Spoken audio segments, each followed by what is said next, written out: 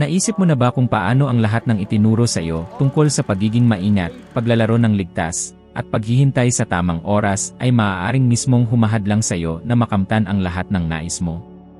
Paano kung sabihin ko sa iyo na ang tanging paraan para alisin ang pinakamalaking balakid sa iyong buhay ay walang anumang lohikong paliwanag?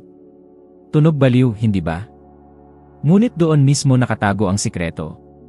Ang unang bagay na kailangan mong maunawaan ay kung patuloy kang mag-isip tulad ng karamihan ng tao, patuloy kang mamumuhay katulad nila. At ang totoo ay masakit, ang karamihan ay hindi malapit na makamit ang kanilang mga pangarap. Tingnan mo ang paligid mo. Ilan ba ang kilala mong tunay na namumuhay ng isang pangarap na buhay? Malinaw ang sagot, kakaunti lamang. At alam mo kung bakit?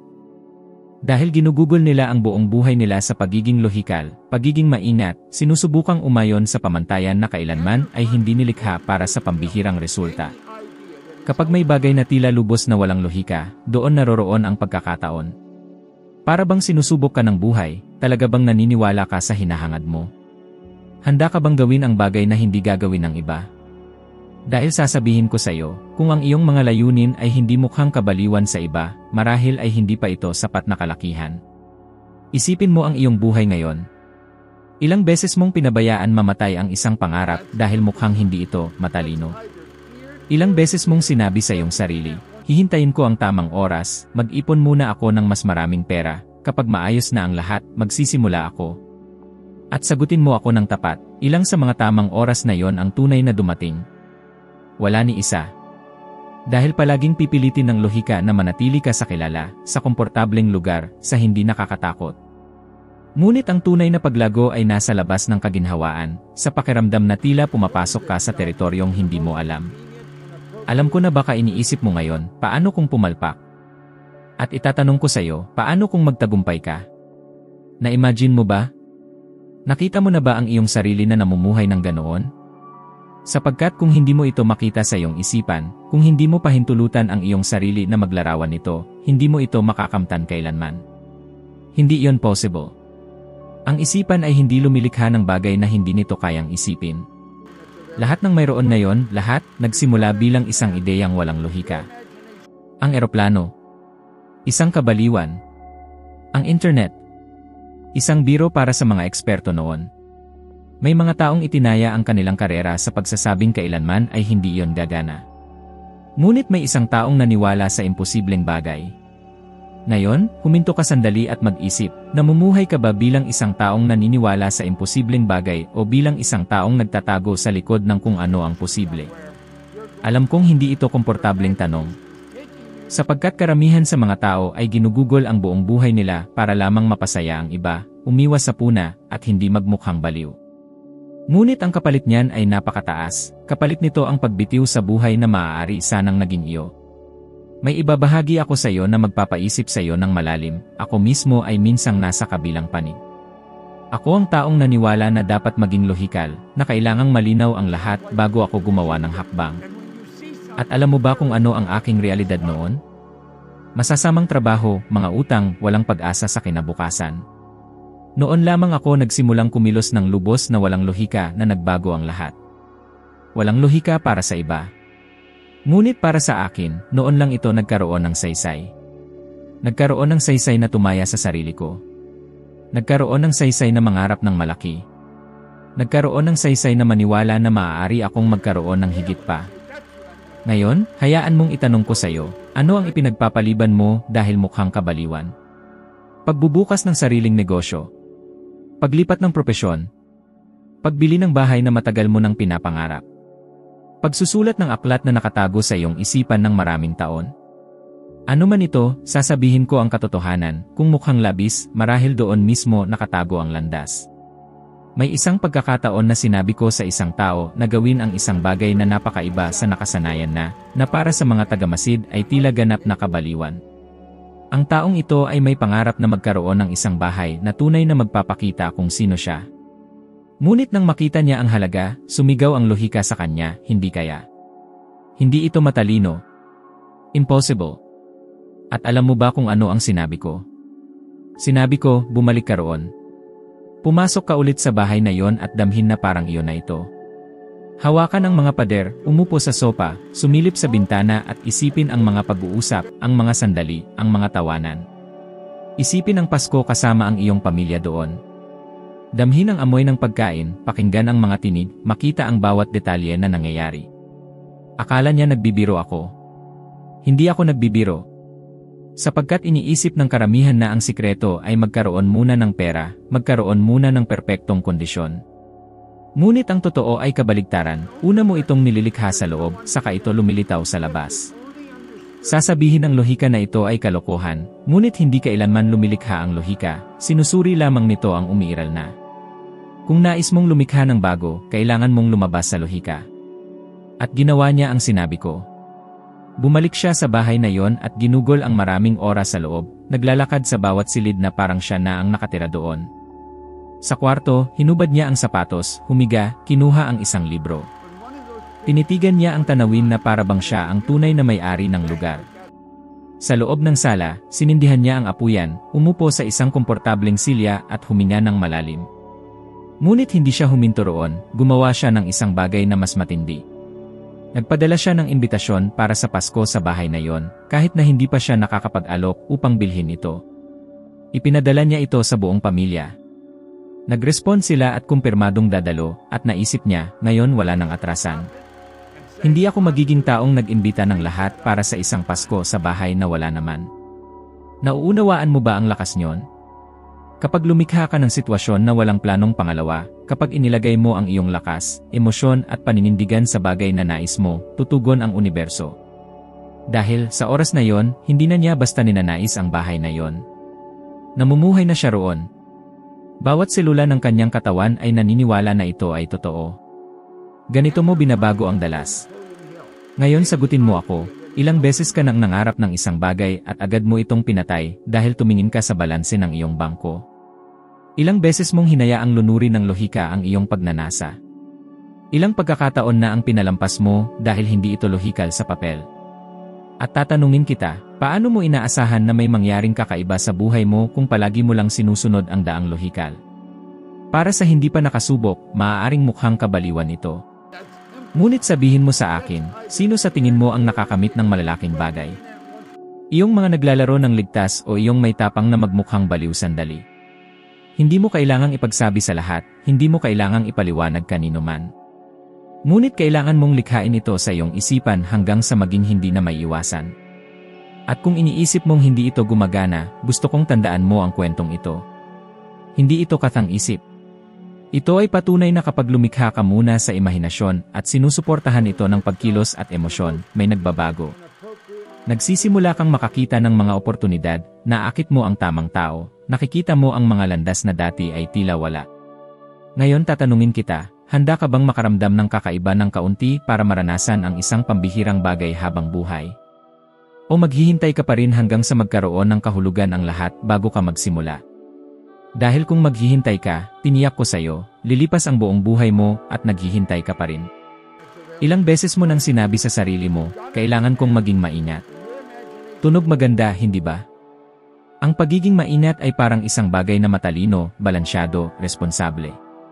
Ngunit sasabihin ko sa iyo ang totoo, sa maraming pagkakataon, ang pagiging maingat ay wala kundi takot na nakatago. Takot na mawalan ng pera, takot na mabigo, takot sa iniisip ng iba. At ang takot na iyon ay mas pumipigil kaysa anumang panlabas na balakid. Huminto ka sandali at magnilay, ilang oportunidad na ang pinakawalan mo dahil pinili mong maghintay pa ng kaunti. Ilang pangarap ang isinilid mo sa ball dahil naisip mong, hindi pa ngayon ang oras. At tatanungin kita, kailan nga ba ang tamang oras? Alam mo ba? Dahil nabuhay na ako ng sapat para masabi sa iyo na ang perpektong oras na yan ay hindi dumarating. Laging may dahilan para ipagpaliban, laging may panganib sa daan, laging may isang taong magsasabing, mag-ingat, delikado iyan. Ngunit hayaan mo akong magtanong ng simple, sino sa kilala mo ang nakamit ang isang malaking bagay sa pamamagitan ng palaging paglalaro ng ligtas? Magbibigay ako ng totoong halimbawa. Sa simula ng aking buhay, dala ko ang kaisipang ito ng pagiging maingat. Nagtrabaho ako sa mga trabahong hindi ko gusto, kumikita ng kaunti at palaging naghahabol sa problemang pinansyal. Hanggang isang araw, napagtanto ko, ang pagiging maingat ay hindi ako pinoprotektahan. Ikulong ako nito. Parang isang gintong haula, mukhang komportable, ngunit pumipigil sa aking lumipad. Natatakot akong mawalan, natatakot akong sumugal. At alam mo ba ang naging bunga? Talo na ako araw-araw, ang buhay na dapat ko sanang tinatamasa. At iyan ang nangyayari sa karamihan ng tao.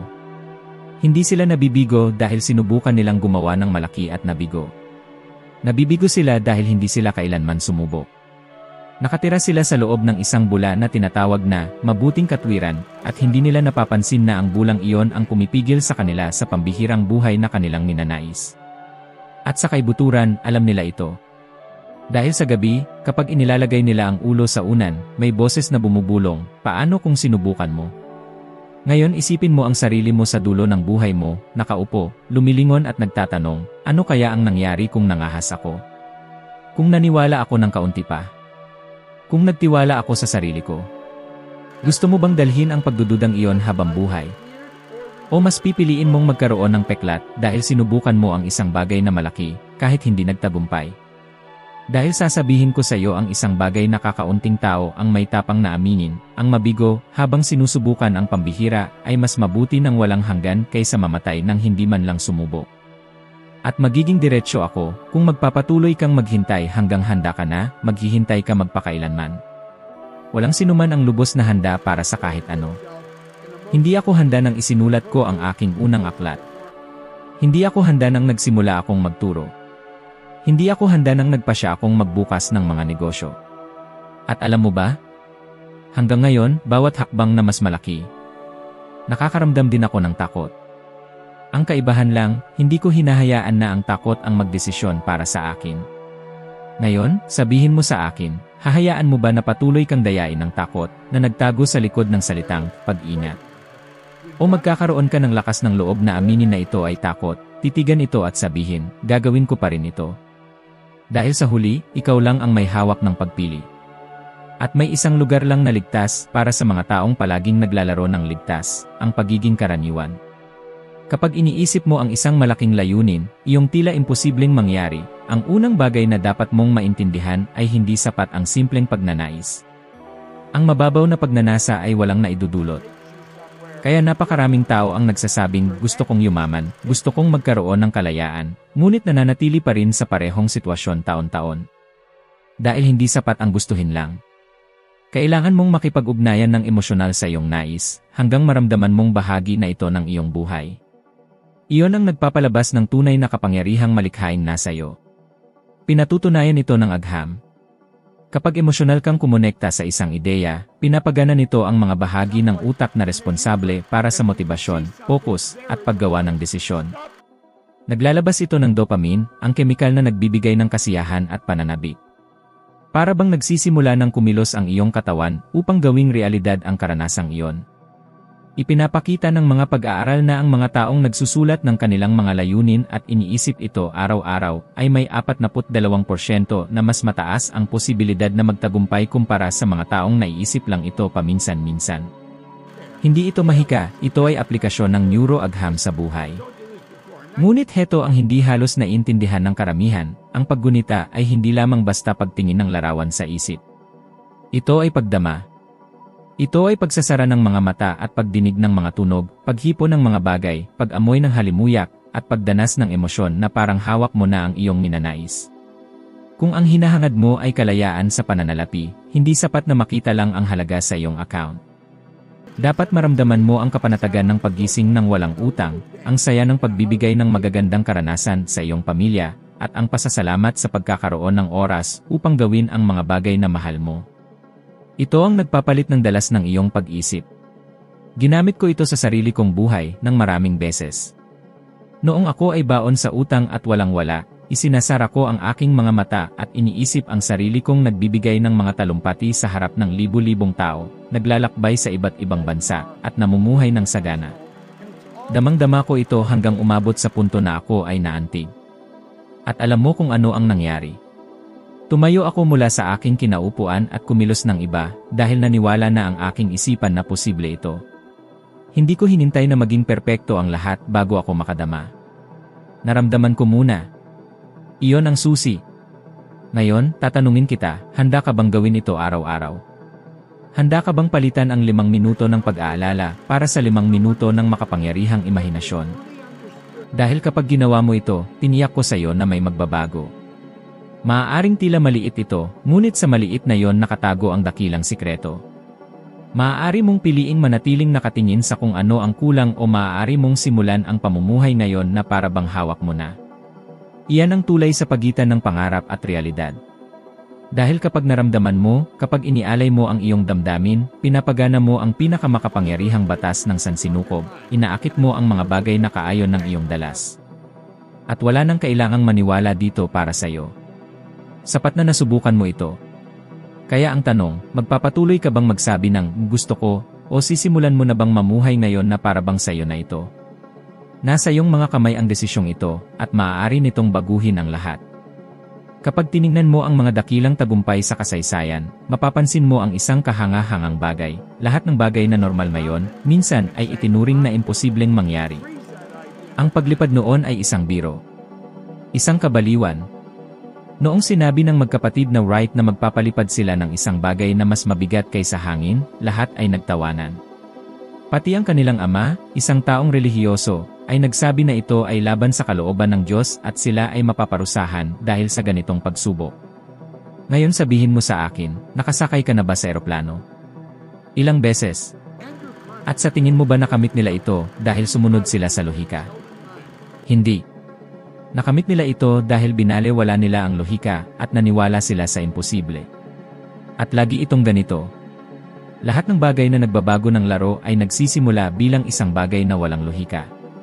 Isipin mo si Thomas Edison. Sinubukan niya ng higit sa 1,000 beses na likhain ang bombilya.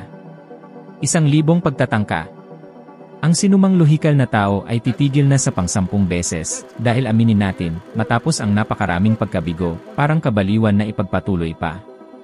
Ngunit naniwala siya ng labis na nang tanungin siya kung ano ang kanyang nararamdaman matapos mabigo ng 1,000 beses. Ang sagot niya, hindi ako nabigo ng 1,000 beses, natuklasan ko lang ang 1,000 paraan na hindi gumagana. At dahil dito, mayroon kang ilaw ngayon sa iyong kinaroroonan. Ngayon, sabihin mo sa akin, ano ang bagay na hindi mo tinatangka dahil natatakot kang magmukhang baliw? Ano ang pangarap na itinago mo sa isang kahon dahil iniisip mong husgahan ka ng mga tao? Baka gusto mong magsimula ng negosyo, magsulat ng aklat, magpalit ng karera, o isakatuparan ang isang napakalaking proyekto. Ngunit naiisip mo, mapanganib ito. Walang lohika ito. Paano kung mabigo ako? At tatanungin kita, paano kung hindi mo subukan? Paano kung lumipas ang buong buhay mo na iniisip kung ano sana ang nangyari kung naniwala ka sa iyong sarili? Noong hiningi ko sa isang aktor na nominado sa parangal na parang Oscar na gawin ang isang kakaibang bagay, sinabi ko, tumayo ka ngayon at magbigay ng talumpati ng pasasalamat na parang nanalo ka na. Nahihiya siya, ngunit ginawa pa rin niya. Sa gitna ng maraming tao, habang lahat ay nakatingin, nagpasalamat siya na para bang nasa entablado ng Oscar. Alam mo ba kung ano ang nangyari sa sumunod na linggo? Nanalo siya. Akala mo ba ito ay simpleng pagkakataon lang? Hindi. Pumasok siya sa dalas ng bagay na kanyang ninanais bago pa ito magkatotoo. Lubos siyang naniwala na inilagay niya ang kanyang sarili sa eksena. Ito ang kaibahan ng taong nakakatupad kumpara sa taong umaasa lamang. Ang mga gumagawa ng resulta ay inilalagay na ang sarili nila sa loob ng pangarap bago pa ito maging totoo. At ito ay totoo rin para sa iyo. Kailangan mong tigilan ang paghihintay na aprobahan ng lohika ang iyong mga pangarap. Hindi ito kailanman papayag. Bibigyan ka nito ng lahat ng dahilan para sumuko, kakulangan sa pera, kakulangan sa oras, kakulangan sa karanasan. Pero hayaan mong sabihin ko ito, ang mga taong gumawa ng kasaysayan ay wala ring pera, wala ring oras, at wala ring karanasan. Mayroon lamang silang isang desisyon, gagawin ko ito at magtatagumpay ako. Tingnan mo ang kasaysayan. Tingnan mo ang mga taong hinahangaan mo. Mayroon silang isang bagay na pare-pareho, sa isang punto ng kanilang buhay, tinawag silang baliw. At alam mo ba kung ano ang hangad ko para sa'yo? Na darating ang araw na may magsasabing, akala ko nawala na siya sa katinuan, pero tingnan mo kung saan siya nakarating.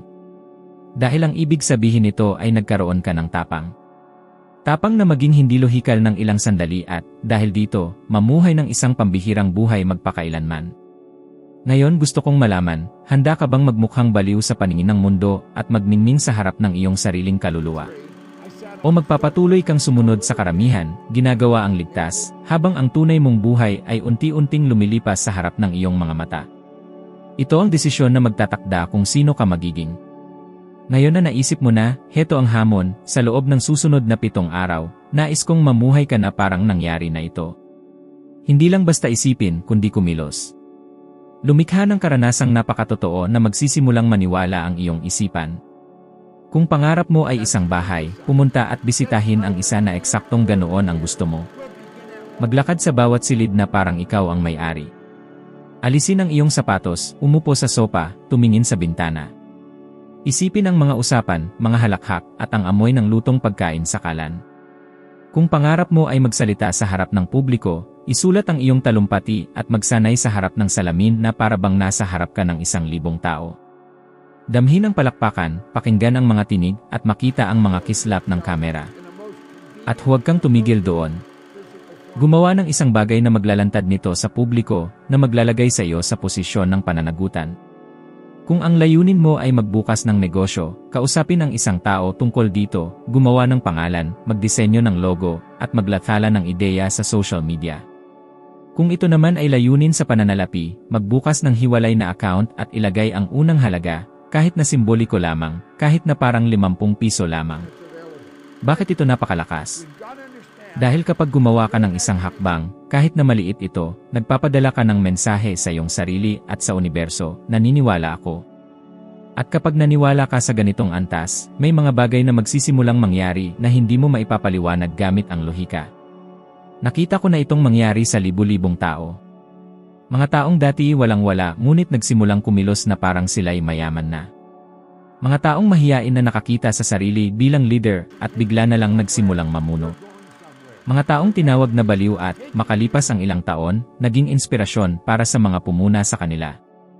At lahat ng iyon nagsimula sa isang desisyon, kumilos na parang ito ay totoo na. Kaya ngayon, sagutin mo ako, magpapatuloy ka bang maghintay na aprobahan ng lohika ang iyong mga pangarap o gagawa ka na ng unang hakbang ngayon kahit pamukhang kabaliwan ito? Dahil sasabihin ko sa iyo, ang malalaking himala ay nangyayari lamang pagkatapos ng unang hakbang ng katapangan. At maaaring ngayon na ang araw na magsimula ang lahat para sa iyo. Kaya ngayon na ang oras para isakatuparan ang lahat ng ito. Dahil walang saysay ang makinig, sumang-ayon, at pagkatapos ay bumalik sa dati mong gawain na parang walang nagbago. At nais kong ialok sa iyo ang isang bagay na maaaring hindi komportable, maaaring mukhang kabaliwan, ngunit ito mismo ang gagawa ng pagkakaiba. Gusto kong pumili ka ngayon ng isang layunin na tila ganap na wala sa kasalukuyang realidad mo. Isang bagay na sa simpleng pag-isip pa lang, pinaparamdam nito sa iyo ang kaba. Iyon ang palatandaan na ito ay sapat na kalaki upang baguhin ang iyong buhay. Ngayon na naisip mo na, heto ulit ang hamon, sa loob ng susunod na 7 araw, nais kong mamuhay ka na parang nangyari na ito. Hindi lang basta isipin, kundi kumilos. Lumikha ng karanasang napakatotoo na magsisimulang maniwala ang iyong isipan. Kung pangarap mo ay isang bahay, pumunta at bisitahin ang isa na eksaktong ganoon ang gusto mo. Maglakad sa bawat silid na parang ikaw ang may-ari. Alisin ang iyong sapatos, umupo sa sopa, tumingin sa bintana. Isipin ang mga usapan, mga halakhak, at ang amoy ng lutong pagkain sa kalan. Kung pangarap mo ay magsalita sa harap ng publiko, isulat ang iyong talumpati at magsanay sa harap ng salamin na para bang nasa harap ka ng 1,000 tao. Damhin ang palakpakan, pakinggan ang mga tinig, at makita ang mga kislap ng kamera. At huwag kang tumigil doon. Gumawa ng isang bagay na maglalantad nito sa publiko, na maglalagay sa iyo sa posisyon ng pananagutan. Kung ang layunin mo ay magbukas ng negosyo, kausapin ang isang tao tungkol dito, gumawa ng pangalan, magdisenyo ng logo, at maglathala ng ideya sa social media. Kung ito ay isang layunin na may kinalaman sa pera, magbukas ka ng hiwalay na account at ilagay ang unang halaga, kahit maliit lang bilang simbolo. Bakit napakalakas ng bagay na ito? Dahil kapag gumawa ka ng isang hakbang, kahit gaano kaliit, nagpapadala ka ng mensahe para sa iyong sarili at sa universo, naniniwala ako. At kapag umabot ka sa ganitong antas ng paniniwala, may mga bagay na magsisimulang mangyari na hindi kayang ipaliwanag ng lohika. Ngayon, sagutin mo ako, patuloy ka bang maghihintay na aprobahan ng lohika ang iyong mga pangarap, o gagawa ka na ng unang hakbang ngayon, kahit mukhang kabaliwan ito? Dahil sasabihin ko sa iyo, ang malalaking himala ay nangyayari lamang pagkatapos ng unang kilos ng tapang. At maaaring ngayong araw na ito ang simula ng lahat para sa iyo.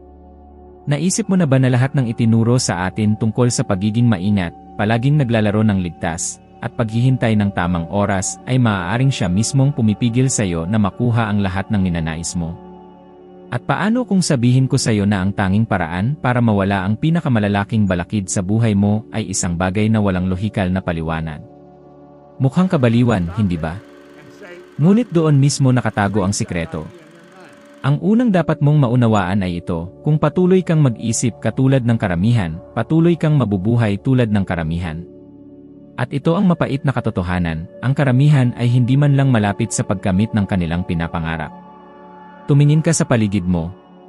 Ilan sa mga kilala mo ang tunay na nabubuhay sa pangarap nilang buhay? Napakakaunti. At alam mo kung bakit? Dahil ginugugol nila ang kanilang buhay na sinusubukang maging lohikal, maingat, at akma sa pamantayan.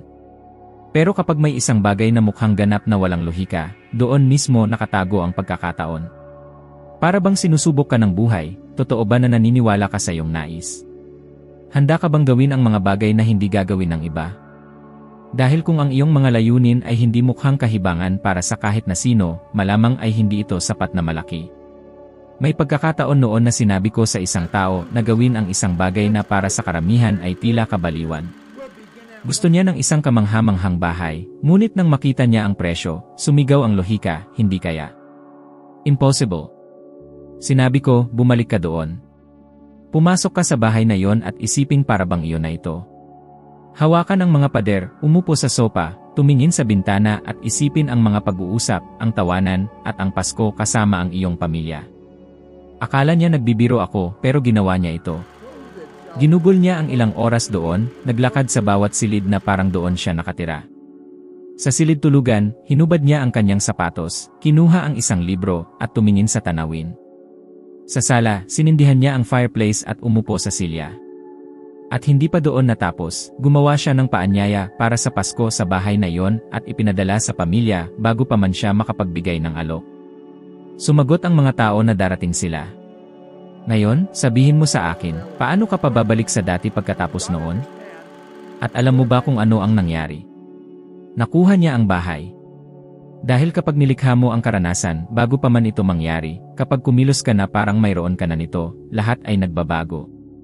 Ngunit alam mo ba kung bakit karamihan ay hindi ito ginagawa? Dahil nalilito sila sa pagitan ng pagiging maingat at pagiging matalino. Sasabihin ko sa iyo, madalas, ang pagiging maingat ay takot lang na magaling magtago. Takot sa pagkabigo, sa paghuhusga, at sa pagkawala ng pera.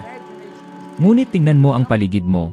Ilan ang kilala mong nakamit ang pambihirang bagay sa buhay sa pamamagitan ng palaging paglalaro ng ligtas? Wala. Alam mo kung bakit? Dahil ang paglalaro ng ligtas ay tanging isang bagay ang tiyak na magdadala, isang karaniwang buhay. At ang totoo, ang pinakamalaking pagsisisi sa huling yugto ng buhay ay hindi ang mga bagay na nagkamali, kundi ang mga bagay na hindi man lang sinubukan. Ayokong dumating ka sa huling sandali at isipin, paano kung sinubukan ko? Ngayon, isipin mo ito, kapag nakatuon ka sa problema, nararamdaman mo ang takot, pagkabalisa, pagkadismaya. At alam mo ba kung ano ang naakit nito? Mas marami pang ganoon. Ngunit kapag naramdaman mo na para bang nakamtan mo na, binabago mo ang iyong dalas. At kapag nangyari yon, darating ang pagkakataon. Kaya gusto kong subukan mo ito ngayon, ipikit mo ang iyong mga mata at isipin na natupad na ang iyong pinakamalaking pangarap. Ano ang hitsura? Sino ang kasama mo? Anong amoy mayroon sa paligid? Ano ang pakiramdam mo?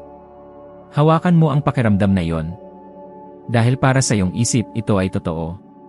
At huwag kang palilinlang, lahat ng mukhang kabaliwan ay siyang tunay na nagbabago ng buhay. Naalala mo ba ang magkapatid na Wright? Tinawag silang baliw. Si Edison, umabot ng 1,000 pagtatangka bago niya nagawa ang bombilya. Kung kumilos siya ng may lohika, titigil na siya sa ika-10 pa lang.